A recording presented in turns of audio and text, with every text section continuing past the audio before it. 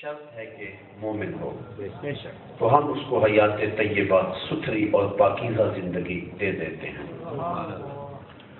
دنیا کے اوپر بڑے بڑے شہنشاہ رہے، پھر ان کا نام بھی باقی نہ رہا۔ میں لاہور آتا ہوں تو راوی کے اس پار جہانگیر کا مقبرہ ہے، تو دن کو یا شام کو یا دوپہر کو جب بھی وہاں سے گزریں تو وہاں حسرتیں برستی دکھائی دیتی ہیں۔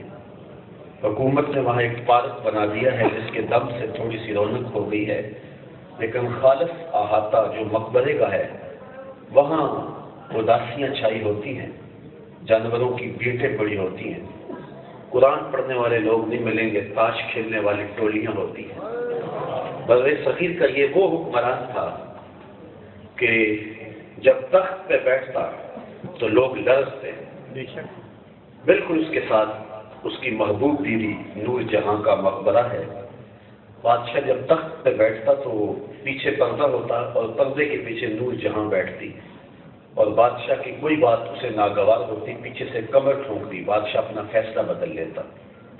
جس کی آنکھوں کی پتلیوں کے اشاروں پر ہندوستان کی تقدیر کے فیصلے بدلتے تھے، آج اس کی قبر پہ بھی حسرتیں برس رہی ہیں۔ ان کی اپنی بیٹی ہے زیب النساء، جو اپنے باپ سے قفیہ شاعری بھی کرتی رہی ہے، دیوان مخفی کے نام سے اس کا دیوان دستیاب بھی ہے۔ اس کا اپنا شعر اس کے لوح مزار پہ لکھا ہے: بر مزار ماں غریباں نئے چراغی نئے گلے، نئے پرے پروانہ سوزت نئے صدائے بلبلے۔ ہم غریبوں کی قبر پہ نہ کوئی چراغ جلانے آئے گا، نہ کوئی پھول ڈالنے آئے گا، نہ کسی پروانے نے پر جلانے ہیں اور نہ کسی بلبل نے گیت گانے ہیں۔ یہ وہ کہہ رہا ہے کہ جن کے ناز دیکھے نہیں جاتے تھے۔ میں راضی کے اس پار کی کہانی سنائی ہے، پھر راضی کا پل پار کر کے جب ادھر آئے تو ایک لوح مزار ادھر بھی ہے، وہاں تو لکھا ہے بر مزار ماں غریباں، آج غریب بنے ہوئے، بر مزار ماں غریباں نئے چراغے نئے گلے، اور یہاں لکھا ہے گنج بخشے فیض عالم مظہر نور خدا، پیر کامل ارے میں گسارو سویرے سویرے خرابات کے گرد پھیرے بپھیرے، کبھی اس طرف بھی گزر کر تو دیکھو، بڑی رونقیں ہیں فقیروں کے ڈیرے۔ حیاتن طیبہ، کہا جو میرے ہو جائیں پھر میں ان کو مرنے نہیں دیتا۔ حضرت امام سہیلی نے الغوث الانف کے اندر، حضرت قاضی ایاز نے الشفا میں، امام سیوطی نے کفایت الطالب اللطیف فی خصائص الحدیث میں، اور امام ابو نعیم الاصفہانی نے جو 4 صدی کے مجدد بھی ہیں اور محدث بھی، حلیہ شریف میں اس واقعہ کو لکھا کہ ایک تابعی تھے ربعی بن حراش، اور ان کے بھائی تھے ربی بن حراش۔ تو ربی بن حراش نے قسم کر لی کہ میں اتنی دیر تک ہنسوں گا نہیں جب تک یہ دیکھ نہ لوں کہ میرا انجام کیا ہے، کیونکہ جب تک یہ پتہ نہ چلے تو ایک دھڑکا تو لگا رہتا ہے۔ امام بخاری علیہ رحمہ نے کتاب الایمان میں ایک تابعی سے روایت بیان کی ہے، وہ کہتے ہیں میں 30 صحابہ کو ملا ہوں اور ہر شخص کو میں نے ایمان کے بارے میں سخت فکر مند پایا ہے۔ رنگا رنگ سہیلیاں پرن کڑے، پر پریا اس کا جانی جس کا توڑ چڑھے۔ کتنے لوگ ہیں کہ درجہ کمال تک پہنچے ہوتے ہیں، آخر برباد ہو جاتی ہے۔ بلعم بن بعورہ کی مثال آپ کے سامنے موجود ہے۔ بنی اسرائیل کا مستجاب الدعوات ولی تھا، جب وہ ہاتھ اٹھا کے دعا مانگتا، منہ پہ ہاتھ بعد میں پھیرتا، قبولیت پہلے ہو جاتی، لیکن پھر کیا ہوا؟ راندہ درگاہ بن گیا، زبان ہٹک گئی، مٹی چاٹتا تھا، اور قرآن نے کہا مثلہ کمثل الکلب، اس کی مثال کتے کی مثال ہے۔ تھا مستجابات الدعوات، لیکن کہاں لڑک کے گرا؟ میاں صاحب بولے پڑھنے ہوتے مان کرینا تے نہ آنکھی میں پڑھیا، او جبار کہار صداوے متہوڑ دے دے دن کڑیا۔ تو جب تک یہ یقین نہ ہو کہ میرا انجام کیا۔ حضرت بایزید بستانی کو ایک گڑیا نے پوچھا، حضرت ایک مسئلہ پوچھنے آئی ہوں۔ کہا پوچھیے۔ کہا کہ آپ کی داڑھی اچھی ہے یا میرے گدھے کی دم اچھی ہے؟ یہ مسئلہ کوئی مجھے پوچھے پھر جانے کہاں پائے، لیکن بایزید رو پڑے۔ کہا بڑھیا تیرے سوال کا جواب فی الحال میرے پاس نہیں۔ اللہ اکبر۔ छम छम आंसू बरस रहे हैं। कहा ये तो मरने के बाद ही बता सकता हूँ, इंतकाल हो गया 72 साल या 74 साल की उम्र में। बुढ़िया को ख्वाब में मिले, उसने कहा हज़रत मेरा सवाल वहीं खड़ा है।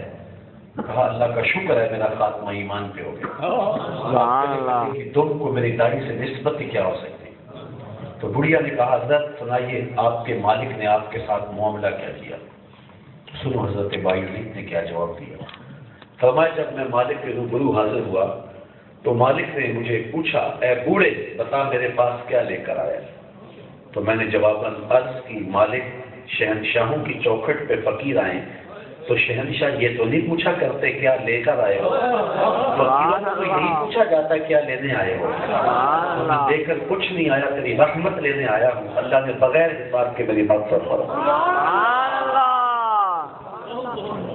तो जब तक ये यकीन ना हो कि मेरा अंजाम क्या है उतनी देर तक धड़का लगा रहे, ये मोमिन की जिंदगी है। तो हजरत रूबी बिन हराश सारी जिंदगी नहीं हंसे, पता नहीं मेरा अंजाम क्या हो। यहाँ शेख सादी भी याद आए।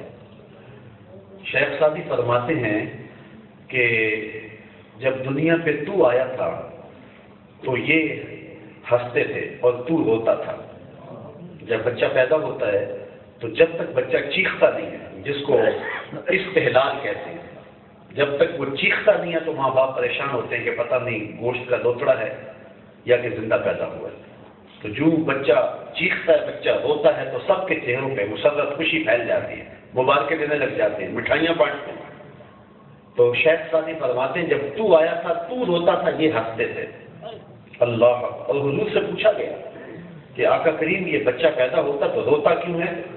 फरमाया उसके साथ एक हमजाद जन्म लेता है जो उसकी पसलियों को छेड़ता है, जिसकी वजह से वो रोता है। अर्ज की गई हुजूर जब आप पैदा हुए थे तो आपके साथ भी कोई ऐसा मामला हुआ। फरमाया हाँ मेरे साथ भी हमजाद आया, लेकिन फलम्मा रानी अस्लमा, उसने मुझे छेड़ना किया था, उसकी नजर मेरे चेहरे पे पड़ गई तो अस्लमा, उसके लबों के ऊपर कलमा जारी हो गया। हसन रेजा बोले देखने वाले कहा करते हैं अल्लाह अल्लाह, याद आता है खुदा देख के सूरत तेरी। इमाम निबहानी ने लिखा है हर नबी की मोहरे नबूवत उसके हाथ पे थी। हुजूर की मोहरे नबूवत महाज कल्ब पे थी, हुजूर की पुश्त मुबारका पे थी। हर नबी की मोहरे नबूवत हाथ में, हुजूर की मोहरे नबूवत पोशीदा रखी गई। कहा पहले कोई आता नबी से मुसाफा करता, मोहरे नबूवत उसका हाथ छूता, वो जान लेता ये अल्लाह का नबी है। हुजूर की मोहर छुपा के रखी है, कोई देखे और माने इसकी जरूरत ही नहीं, चेहरा ही ऐसा बना दिया है जो देखे वो कलमा पढ़ता चला जाए। अबू दाऊद शरीफ के अंदर रिवायत मौजूद है, बाप फजल सदका है। अब्दुल्ला इब्न सलाम मुनाजरा करने आए थे ना जब हुजूर मक्के से हिजरत करके मदीना में चले गए, तो ताला अल बद्र व लैला के गीत गाए जा रहे, मोहब्बतों के क्या रंग जमे थे। कहीं मासूम नन्ही बच्चियां थी लब बजाती थी, रसूल पाक की जानब इशारे करके गाती और कहती क्या थी हम हैं बच्चियां नज्जार के आली घराने की, खुशी है आमिना के लाल के तशरीफ लाने। अजीब खुशबू फैली थी, रंग बिखरे थे, अनवार की बिरका थी। मदीने वाले बिछ जाते थे और हुजूर की राहों में पलकें बिछाते थे। आका करीम अलैहिस्सलाम जब वहां पहुंचे तो हुजूर के दस्ते हक परस्त पे लोग बैत होने लगे।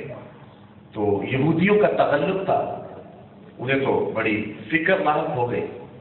उन्होंने इकट्ठे होकर के कहा कि शख्स का रास्ता रोके। तैयारी की गई, अब्दुल्ला इब्न सलाम को बतौर मुनाज़िर भेजा, जाओ उनसे बहस करो, ये सवाल उठाएंगे तो ये जवाब देना, ये सवाल उठाओ इसका ये जवाब देंगे, आगे से ये तराज लगाना। पूरा एक सवालनामा ज़हन में तरतीब दे के सवालों की गठरी बांध के हुजूर की बारगाह में पहुंचे।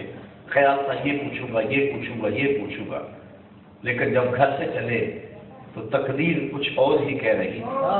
सौदा लेने के लिए बाजार गए, सौदा लेने के लिए बाजार गए, हाथ उसके बिके जिसके खरीदार गए। जब हुजूर की मजलिस में जाके बैठे तो हुजूर सिला रहने में गुफ्तगू कर रहे थे। थोड़ी देर के बाद हुजूर ने फरमाया आओ अब्दुल्ला इब्न सलाम किधर आए हो। अर्ज की हुजूर मैं गुलाम करने आया हूँ। गठरी खुल गई और एक एक सवाल तितलियों की तरह उड़ गए। रूमी कहते हैं ए निकाय तो जवाबे हर सवाल, حل شبت ہر مشکلت بے کیل و قال، یعنی ملاقات ہی تو سارے سوالوں کا جواب ہے۔ اور ایک قوال کہتا ہے یک نظر کرتی و آداب فنا آبوختی، وہاں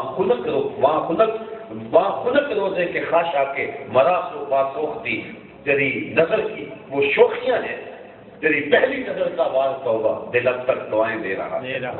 اللہ اکبر۔ تو عبداللہ ابن سلام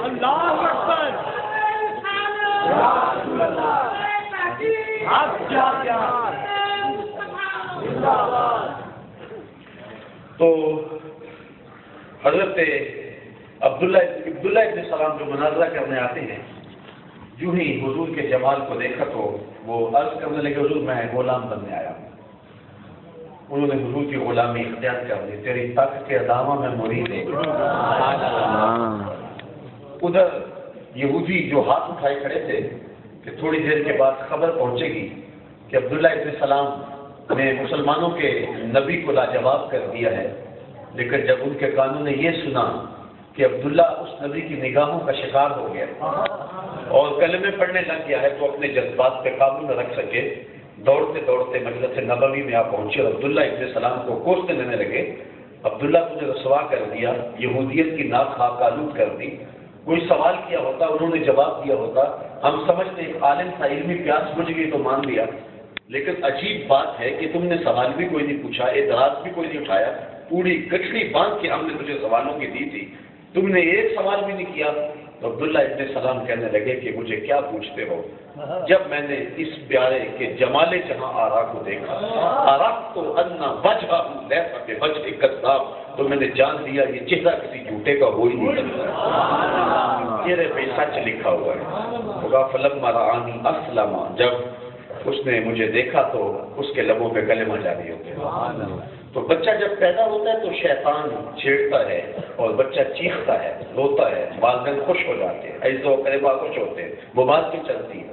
شیخ صاحب بولے جب تو دنیا پہ آیا تھا تو تو ہنستا تھا، روتا تھا، اور یہ ہنستے تھے، ان سے بدلہ لینا ہے، زندگی ایسے گزار کہ تو ہنستا ہوا جائے اور یہ روتے رہ جائیں۔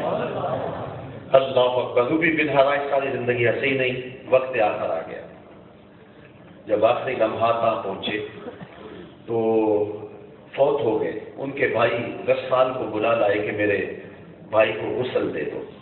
وہ غسل دینے داخل ہوا تو فوراً باہر پلٹ آیا، تو پوچھا کیا ہوا ہے؟ کہا یار تیرا بھائی بڑا عجیب ہے۔ کیا ہوا؟ کہا نحن نغتسلہ وہو یتبسم، ہم اسے غسل دیتے ہیں وہ آگے سے مسکراتا ہے۔ اقبال کہتا ہے نشان مرد مومن بات گوئی چون مرگ آئے تبسم بردیوس، تجھے اللہ کے بندے کی نشانی بتاؤں، جب اسے موت آتی ہے تو پیشانی پہ ندامت کا پسینہ نہیں ہوتا ہے، لبوں پہ کامیابی کی مسکراہٹ ہوا کرتا ہے۔ تو کہا وہ تو آگے سے مسکراتا ہے۔ کہا میرے بھائی نے قسم کھائی تھی جب تک اچھا انجام نہیں دیکھوں گا نہیں مسکراؤں گا، تو آج جو مرنے کے بعد مسکرا رہا ہے لگتا ہے اس نے اپنا انجام بخیر دیکھ لیا۔ شہر میں خبر پھیل گئی، پورا بصرہ امٹ کے آ گیا، کچھ اقرار کرتے ہیں، کچھ انکار کرتے ہیں، کچھ کہتے ہیں بندہ تو نیک تھا، ہو سکتا ہے اعزاز پایا ہو، کچھ کہتے ہیں یہ گھڑی ہوئی کہانیاں ہیں، بھلا مرنے کے بعد بھی کوئی مسکرا سکتا ہے؟ کوئی تیکھے تیکھے سوال لیے، کوئی اعتراف کا منہ کھولے ہوئے، کوئی محض تماشائی، ایک بہت بڑا ہجوم ان کے گھر آ پہنچا۔ اتنے میں انہیں کفن دیا جا چکا تھا۔ جب لوگ گھر میں داخل ہوئے تو یہ کوئی سوال کرتے، کوئی پوچھتے، تو روبی بن حراش نے کفن سے ہاتھ باہر نکالا، السلام علیکم۔ لوگ حیرت میں ڈوب گئے، وعلیکم السلام، اتتکلم بعد الموت، عجیب بات ہے، مرنے کے بعد باتیں کر رہے ہو؟ قال نعم اتکلم بعد الموت، کہا ہاں میں مرنے کے بعد باتیں کر رہا ہوں۔ فرشتے بانگا ملیاں تے مکے پہ گیا شور، بھلے شاہ سا مرنا نہیں تے گور پیا کوئی اور، کہا میرے ہو کے تو دیکھو ابدی زندگی عطا کر۔ اور اقبال بھی بولا فطرت ہستی شہید آرزو رہتی نہ ہو، خوب تر پہ کر کی اس کو جستجو رہتی نہ ہو، موت کو سمجھا ہے غافل اختتام زندگی، یہ ہے شام زندگی صبح دوام زندگی، والا لوہی ینہ حیات طیبہ۔ کہا ہاں مرنے کے بعد باتیں کر رہا ہوں۔ لوگوں نے کہا بتا پھر تیرے رب نے تیرے ساتھ سلوک کیا کیا؟ شکر ہے ایک مرنے والا بول رہا ہے۔ کہا استقبلنی ربی غیر غضبان واستقبلنی بروح بالی، ہاں اس کے قدرت والے چہرے پہ کوئی غصہ تھا ہی نہیں، اس نے روح و ریحان کے پھول میرے گلے میں ڈالے. لوگوں نے باتیں پوچھنا شروع کر دی، کوئی ادھر کی کوئی ادھر کی. جب سلسلہ کلام طول پکڑنے لگا تو حضرت امام ابو نعیم الاصفہانی نے حلیہ میں لکھا کہ روبی نے بول کے کہا عجلوا بی ولا تؤخروا بی لأن ابا القاسم ينتظر علی الصلاۃ. دیر نہ کرو، مجھے جلدی قبرستان میں لے جاؤ، تم باتوں میں لگا رہے ہو، امام الانبیاء میرے جنازے کا انتظار کر رہے ہیں. سبحان اللہ.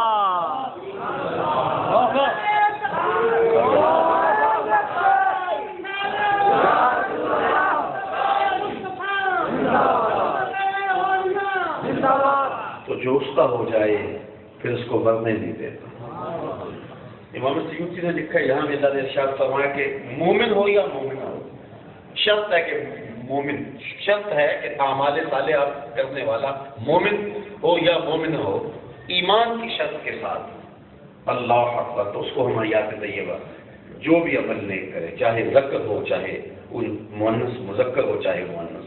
سیوطی علیہ رحمہ اللہ واقعہ لکھتے ہیں کہ کفن چور تھا تو وہ کفن چرایا کرتا تھا. کیسا دور تھا، اور ہم کہتے ہیں کہ یار کتنا عجیب دور تھا کہ کفن چرا لیتا تھا. کیا تم اپنے دور کو نہیں دیکھتے؟ آج کیا کچھ نہیں ہو رہا ہے. آج ہمارا معاشرہ کس دلدل میں پھنسا ہوا ہے. جو ایکسیڈنٹ میں مر جاتے ہیں وہ مرے منہ کی گھڑیاں نہیں اتار لیتے، ان کی جیبیں نہیں ٹٹول لیتے. گھر کی آگ بجھی تو کچھ سامان بچا تھا جلنے سے، سو وہ بھی ان کے ہاتھ لگا جو آگ بجھانے میں. آج گوٹیاں نہیں نوچی جا رہی، آج انسانوں کی کھالیں نہیں جھیڑی جا رہی، آج انسانوں کی لاشوں پہ رقص نہیں کیا جا رہا. مسجد، مزار، دربار، خانقاہیں، چوکوں بازاروں کے اندر بم بلاسٹ نہیں کیے جا رہے. یہ مون مارکیٹ کے اندر جب بم بلاسٹ ہوا چھوٹے چھوٹے بچوں کی بوٹیاں دیواروں سے چپک گئی، لیکن بیٹھ کر بھنگڑے ڈال رہے تھے کہ ہماری سطوت اور ہمارے روب کے نشان قائم ہو گئے. راولپنڈی سے لے کر پیچھے تک چلے جائیں، یہ کیا ملک میں گند مچا ہوا ہے. میرے رسول نے تو یہ کہا تھا کہ جو کتا بھولا ہو جائے، جو جس کو کاٹے اس کو مار دے گا، اس سے قبل کہ وہ کسی کو مارے تم اسے قتل کرو. اقتلوا الموذی قبل ان یؤذی، قبل اس سے کہ موذی تکلیف ہو جائے تم اس کو قتل کرو. لیکن ساتھ حضور نے فرمایا ایاکم والمثلہ ولو بالقلب العقور. لیکن میرے غلاموں سنو، اس کتے کو مارتے ہو اس کی شکل نہ پکارنا، وہ تمہارے رب نے بنائی ہے. ہمیں تو یہ دست دیا گیا ہے کہ کتے کی بھی شکل، اور کتا بھی وہ جو بھولا ہے، جو کئی انسانوں کو کاٹ چکا ہے، کئیوں کو چیر چکا ہے، لیکن اس کو بھی مارتے ہوئے تم آداب کی رعایت رکھو گے اور اس کی بھی شکل نہیں پکارو گے. یہ قبروں سے نکال کے مردے اور لاشیں چوراہوں میں لٹکایا جانا، اور جب اس چوک کا نام خونی چوک ڈال دیا گیا تو پھر کہنا کہ میری پگڑی کا کل اونچا ہو گیا، یہ میری وحشت کا نشان اور میری طاقت کی دلیل ہے. تو بتاؤ کہ وہ کفن چور جو کام کرتا تھا یہ کیا ہو رہا ہے؟ یہ کفن چوری سے کیا آگے ہم نکل چکے ہیں. تو ہر زمانے کے اندر بدفطرت بدتینت لوگ ہوتے رہے. یہ خبر آپ کی نگاہوں سے بھی گزری ہوگی کہ یہاں پاکستان کے اندر کچھ لوگ مردوں کو قبروں سے نکال کر ان کا گوشت بھون کے کھاتے رہے. اس زمانے کے اندر وہ کفن چوری کیا کرتا تھا. تو جنازہ تو پڑتا اور قبر پر بھی جاتا تاکہ نشان قبر کا دیکھ وہ رات کو آتا کو دان لے کے اور کفن چوری کر کے لے جاتا. ایک صالحہ خاتون فوت ہوئی، اس کے جنازے میں شامل ہوا اور رات کو قبر کی مٹی باہر نکال کر کے جب اس کے کفن کو ہاتھ ڈالا تو اس نے آگے سے ہاتھ پکڑ لیا اور کہا جنتی جنتی کا کفن اتارتا ہے.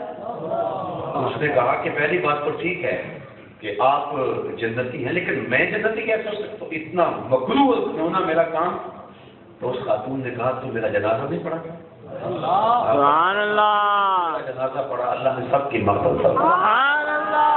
فریدا ستیا تے ویلا ویکھن جا، اٹھ فریدا ستیا تے ویلا ویکھن جا، بات کوئی بخشیا مل جاوے تے تو ہی بخشیا جا. سبحان اللہ. تو کہا جو میرے ہو جائیں پھر میں انہیں سرمدی اور ابدی زندگی دیتا ہوں. آج کی بہاریں اور آج کی رونق اور آپ کے چمکتے چہرے اور آپ کی پتلیوں پہ لکھا ہوا پیار اور آپ کی کشادہ پیشانیاں اور یہ علماء کرام اور یہ خوبصورت مشائخ کے نورانی چمکتے دمکتے نور بانٹتے چہرے اور یہ دارالعلوم کے دیوار و در کیا یہ بتا نہیں رہے ہیں کہ حضرت علامہ اللہ یار اشرفی نے گھر بدلا ہے، لیکن وہ آج بھی ہمارے اندر موجود ہے، ان کی روح آج بھی ہمیں دیکھ رہی ہے۔ تو جو اس کا ہو جائے وہ اللہ اسے مرنے نہیں دے۔ اور پھر 3 چیزیں کسی شخص کی اس کے